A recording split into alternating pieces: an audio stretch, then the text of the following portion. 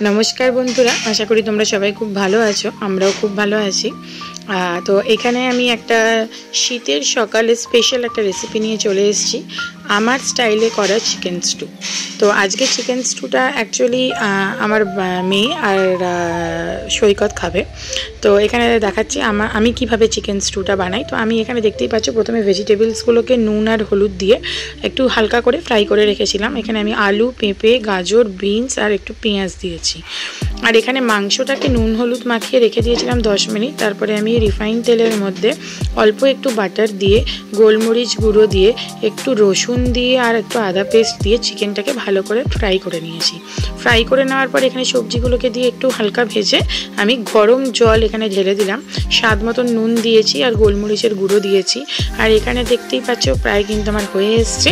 Tomato দিয়ে দিয়েছিলাম একটু আর এখানে ধনেপাতা দিয়ে বাটার দিয়ে আমি কিন্তু এটাকে পরিবেশন করে নেব গরম গরম ভাতে। এই শীতের সকালে এই গরম গরম চিকেন স্টুর কোনো তুলনা নেই।